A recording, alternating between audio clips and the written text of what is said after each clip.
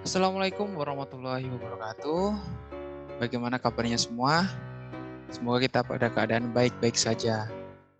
Pada kesempatan kali ini, kita akan membahas tentang materi dan perubahannya. Apa sih yang disebut dengan materi? Pengertian dari materi adalah segala sesuatu yang memiliki massa dan menempati ruang atau memiliki volume. Jadi bisa disimpulkan segala hal yang bisa kita lihat, yang bisa kita pegang, yang bisa kita rasakan, itu bisa disebut sebagai materi. Pada video kali ini, kita akan membahas segala sesuatu tentang materi. Yang pertama yang kita bahas adalah sifat materi. Sifat materi berdasarkan jumlah dibedakan menjadi dua, yaitu sifat ekstensif dan sifat intensif.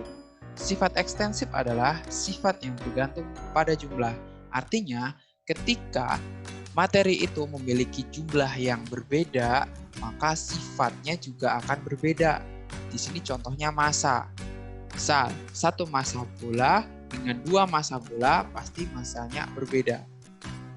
Itu kenapa massa termasuk dalam sifat ekstensif. Sedangkan sifat intensif adalah sifat yang tidak bergantung pada jumlah. Artinya, berapapun jumlahnya, maka sifat materi tersebut akan tetap sama. Contohnya warna. Selanjutnya, sifat materi berdasarkan perubahan ada dua jenis, yaitu sifat fisika dan sifat kimia. Sifat fisika adalah sifat materi yang dapat diamati tanpa harus merubah susunan dari materi. Contohnya warna, bau, massa, dan volume. Artinya apa? Artinya, misalkan di sini massa. Kita bisa tahu berapakah massa dari suatu materi tanpa harus menunggu materi tersebut berubah menjadi zat yang baru. Sedangkan sifat kimia adalah sifat yang dapat diamati akibat terjadinya perubahan suatu materi menjadi materi lain. Contohnya misal pembusukan. Artinya kita bisa tahu makanan itu membusuk dalam berapa hari setelah makanan itu menjadi busuk. Ketika makanan itu belum menjadi busuk, kita tidak bisa tahu berapa lama makanan itu kuat terhadap pembusukannya.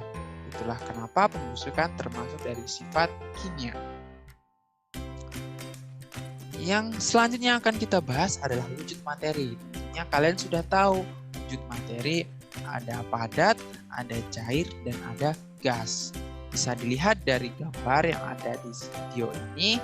Kalau yang padat dia bentuknya tertentu dan volumenya juga tertentu karena partikel-partikelnya tersusun rapi di sini, dan antar partikel itu mereka memiliki ikatan yang kuat. Sedangkan untuk yang cair, dia volumenya tetap, hanya saja bentuknya itu mengikuti wadahnya. Jika wadahnya lurus, dia akan bentuknya lurus. Jika wadahnya bulat, dia akan bentuknya bulat. Karena partikelnya itu agak longgar dibandingkan dengan yang padat. Apalagi untuk yang gas. Gas itu volumenya tidak tetap karena gas volumenya mengikuti wadahnya. Mengapa bisa seperti itu? Karena partikel dalam materi berwujud gas itu saling berjauhan, tidak terikat kuat sekuat yang padat, bahkan tidak sekuat zat cair, sehingga dia bisa menyebar ke segala sudut dari wadahnya. Selanjutnya akan kita bahas adalah perubahan dari materi. Perubahan materi ada dua, yaitu perubahan fisika dan perubahan kimia. Perubahan fisika adalah perubahan yang tidak menghasilkan materi baru. Contohnya di sini saya punya air. Air itu dapat berwujud padat, bisa berwujud cair, dan bisa berwujud gas. Ketika dia menjadi es batu, dia berwujud padat, tapi tetap molekulnya adalah molekul H2O. Ketika dia berwujud cair, tetap H2O. dan ketika dia menguap karena dipanaskan jadi bentuk gas, tetap molekulnya juga molekul H2O. Jadi tidak ada perubahan materinya. Nah, di sini hanya terjadi perubahan wujud dari padat, cair, dan juga gas.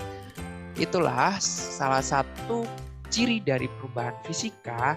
Selain dia tidak menghasilkan zat baru, dia juga bisa kembali ke wujud awalnya. Dan sifat dari wujud awal ke wujud yang selanjutnya sifatnya tetap karena materinya sama-sama tetap. Sedangkan perubahan kimia adalah perubahan yang menghasilkan materi baru. Contohnya di sini ada buah yang membusuk. Nah, ketika buah itu masih segar, berarti dia wangi, dia rasanya manis. Ketika dia sudah busuk, dia menjadi bau, busuk. Lalu dia rasanya menjadi pahit, katakanlah seperti itu. Berarti dia tersebut adanya perubahan materi di dalam buah tersebut. Nah, ketika buah itu membusuk, maka dia tidak bisa kembali ke wujud awalnya yang segar. Nah, salah satu ciri dari perubahan kimia yaitu tidak bisa kembali ke wujud awal. Selanjutnya, kita masuk ke penggolongan materi. Secara umum, materi dibedakan menjadi dua, yaitu zat murni dan campuran. Zat murni itu ada unsur, di mana unsur itu sendiri dibagi menjadi tiga, yaitu unsur logam, unsur non-logam, dan unsur semi-logam. Zat murni yang selanjutnya yaitu senyawa. Sedangkan untuk campuran dibedakan menjadi tiga, ada larutan, koloid, dan juga suspensi. Untuk zat murni, dia terbentuk karena adanya perubahan kimia. Sedangkan untuk campuran, dia terbentuk karena ada perubahan fisika. Kita bahas satu persatu. Untuk unsur, unsur adalah zat tunggal yang secara kimia tidak dapat diuraikan lagi menjadi zat yang lebih sederhana. Unsur itu sendiri terbentuk karena adanya atom-atom yang sama dan saling berkumpul menjadi satu, akhirnya membentuk unsur. Dan unsur dibedakan menjadi tiga, yaitu logam, semilogam, dan non-logam. Kalau kita lihat di sini, di suatu sistem periodik unsur itu ada warna yang berbeda-beda. Ada warna logam di sini, salah satu contohnya di sini berwarna ungu, yang non-logam berwarna merah muda, dan yang metaloid atau semilogam berwarna kekuningan. Nah, untuk selanjutnya, apa yang termasuk unsur logam, non-logam, dan metaloid atau semilogam nanti akan dibahas di kimia dasar 2. Zat murni yang selanjutnya yaitu senyawa. Senyawa adalah zat murni yang terdiri dari gabungan dari dua atau lebih unsur yang berbeda jenis. Senyawa terbentuk dari suatu reaksi kimia dan dapat diuraikan dengan reaksi kimia juga. Jadi, ini ada contoh, misalnya di sini karbon monoksida, berarti dia terbentuk ada satu atom karbon atau unsur karbon dan satu unsur oksigen. Molekul air terbentuk karena ada satu unsur oksigen dan dua unsur hidrogen atau atom hidrogen. Intinya senyawa itu minimal terdiri dari dua unsur yang berbeda. Bisa 3, bisa 4. Ya. Nah, kita masuk ke campuran. Kalau yang zat murni tadi terbentuk karena perubahan kimia, campuran terbentuk karena perubahan fisika. Campuran yang pertama yaitu larutan. Larutan adalah campuran yang terdiri dari dua atau lebih zat murni yang homogen. Jadi maksudnya dua atau lebih zat murni itu dicampur dan menjadi homogen. Yaitu dia tidak bisa dibedakan lagi antara satu zat murni dengan zat murni yang lain. Dia terdiri dari zat pelarut dan zat terlarut. Zat pelarut disebut solvent dan zat terlarut disebut solut. Dia hanya memiliki satu fase. Misal padat ya padat aja, gas ya gas aja, cair dan cair aja gitu. Ukuran partikelnya itu kurang dari 1 nanometer. Untuk karena perubahan fisika, di sini contohnya misal ada air gula. Air gula terdiri dari zat terlarutnya adalah gula dan zat pelarutnya adalah air. Ketika dia dicampur, kita tidak bisa lagi membedakan mana sih yang gula dan mana sih yang air karena mereka menggabung menjadi satu larut seperti itu. Terus air soda itu ada gas karbon dioksida, ada air. Ketika dia menjadi satu, kita tidak bisa lagi mana sih gas karbon dioksidanya, mana sih airnya, tidak bisa karena mereka sudah larut menjadi satu fase. Nah, yang perlu diingat, larutan itu tidak semuanya berbentuk cairan. Ada larutan gas dan ada larutan padat. Salah satu contoh larutan padat di sini ada alloy, yaitu paduan dari logam. Ada beberapa logam yang dijadikan satu dan memadat ya, sehingga menjadi sebuah larutan. Campuran yang selanjutnya yaitu koloid. Koloid adalah campuran yang heterogen dan memiliki ukuran partikel yang cukup besar, yaitu 1-100 nanometer. Dia terdiri dari zat pendispersi dan zat terdispersi. Bedanya dengan larutan apa, Pak? Bedanya kalau larutan itu dia larut, melebur menjadi satu antara zat pelarut dan zat terlarut. Sedangkan kalau koloid dia tidak melebur jadi satu, hanya partikel-partikel zat terdispersi itu tersebar ke seluruh zat pendispersinya. Jadi seakan-akan larut menjadi satu, padahal tidak. Ada beberapa jenis koloid. Yang pertama aerosol yang terdiri dari zat pendispersinya gas dan zat terdispersinya cair. Lalu ada aerosol padat, zat pendispersinya gas dan zat terdispersinya juga padat. Ada sol, zat pendispersinya berupa cairan dan zat terdispersinya berupa padatan.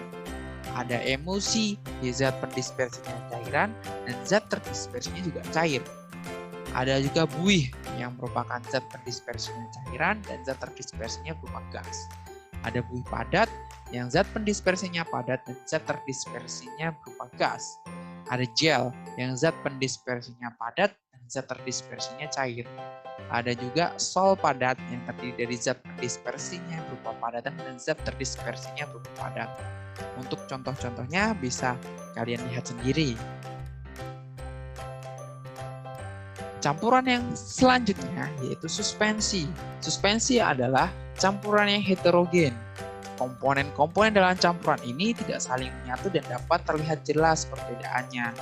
Jadi kalau mereka dicampur dalam satu wadah yang sama, maka bisa kita bedakan mana zat A dan mana zat B karena mereka tidak saling menyatu, tidak saling tersebar juga. Jadi bisa lebih dari satu fase. Lalu ukuran partikelnya tentunya paling besar dibanding larutan dan koloid, yaitu lebih dari 100 nanometer. Dan kita bisa melihat jelas perbedaan fasenya. Bisa salah satu contoh, misal di sini air dan minyak. Air dan minyak tidak saling menyatu ketika dicampurkan dalam satu wadah yang sama. Jadi, kalau mereka dalam satu wadah yang sama, kita bisa lihat ada dua fase, yaitu fase air dan ada fase minyak. Mereka tidak saling menyatu. Begitupun dengan contoh-contoh yang lain di sini, ada air kapur, ada kopi, dan ada air dengan pasir. Mereka ketika dicampurkan tidak melebur, tidak melarut, tidak terdispersi menjadi satu, dan bisa terlihat jelas mana bagian A dan mana bagian B-nya. Nah, mungkin itu saja yang dapat saya sampaikan. Setelah kalian mengetahui apa aja pengolahan materi, apa aja wujud-wujud materi dan sifat materi, saya harap kalian mengeksplor pengetahuan itu dengan mempraktikkannya ke apa-apa yang kalian lihat di sekitar Anda. Misal kalian lihat benda-benda di sekitarnya, kalian bisa coba mengelompokkan apakah dia termasuk zat murni, apakah campuran. Kalau zat murni, apakah dia termasuk unsur atau dia termasuk senyawa. Kalau dia termasuk campuran, di manakah golongan dia? Apakah dia masuk golongan suspensi, apakah golongan koloid, apakah golongan larutan. Itu semua harus kalian eksplor sendiri untuk meningkatkan pengetahuan kalian. Itu saja yang dapat saya sampaikan. Terima kasih atas perhatiannya dan mohon maaf jika ada salah kata dan salah tutur. Sekali lagi terima kasih dan sampai jumpa di video selanjutnya. Wassalamualaikum warahmatullahi wabarakatuh.